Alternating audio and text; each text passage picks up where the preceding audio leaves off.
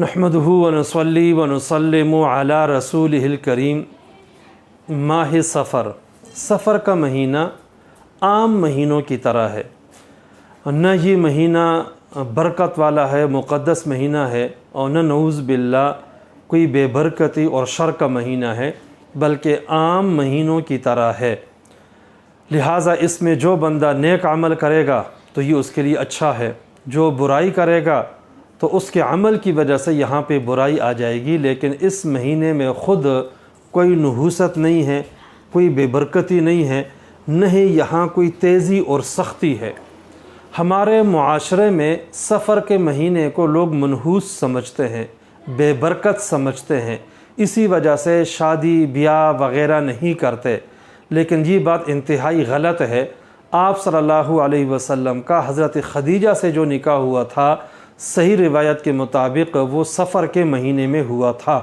لہٰذا اس مہینے کو اس طرح منحوس سمجھنا قطعاً درست نہیں ہے۔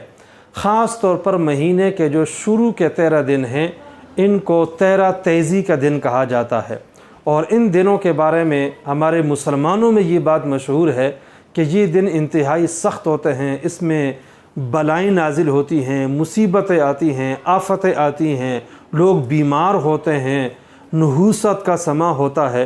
اسی وجہ سے بہت سارے لوگ یہ مہینہ شروع ہونے سے پہلے ہی صدقات وغیرہ دینا شروع کر دیتے ہیں، اور جب 13 دن گزر جاتے ہیں تو پھر مولانا تھانوی صاحب رحمہ اللہ نے لکھا ہے کہ گنگنیاں بناتے ہیں، اور بہت سارے لوگ جو ہے وہ چھولے بناتے ہیں اور تقسیم کرتے ہیں، خوش ہوتے ہیں کہ 13 دن جو سختی کے تھے وہ گزر گئے، شکرانے کے طور پر ایسے کرتے ہیں۔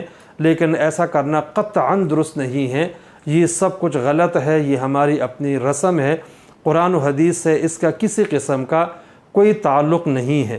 ہمارے ہاں بہت سارے لوگ کسی عادت کو منحوس سمجھتے ہیں، کوئی کس چیز کو منحوس سمجھتے ہیں، حالانکہ کسی چیز میں نحوست نہیں، نحوست ہمارے اعمال کے اندر ہے۔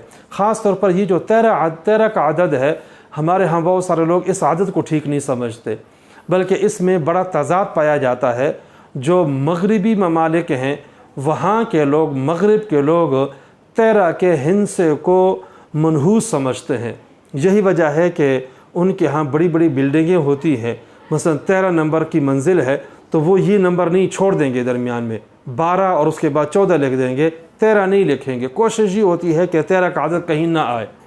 اس کے برعکس جو چائنا والے ہیں، ان کے ہاں 13 کے عدد کو مبارک سمجھا جاتا ہے، اچھا سمجھا جاتا ہے، اس میں وہ خیر کے پہلو نکالتے ہیں۔ اب سوال یہ ہے کہ ایک ہی عدد ہے، کچھ لوگ اس کو منحوس سمجھ رہے ہیں، کچھ مبارک سمجھ رہے ہیں، تو حقیقت کیا ہے؟ تو حقیقت یہی ہے کہ یہ عام اللہ تعالیٰ کا پیدا کردہ مہینہ ہے، اور اس کے 13 دن بھی عام دنوں کی طرح ہیں۔ لہٰذا ان کو منحوس سمجھنا اور برا سمجھنا، شر سمجھنا، یہ قطعاً ٹھیک نہیں ہے، قرآن و حدیث کے بالکل خلاف ہے۔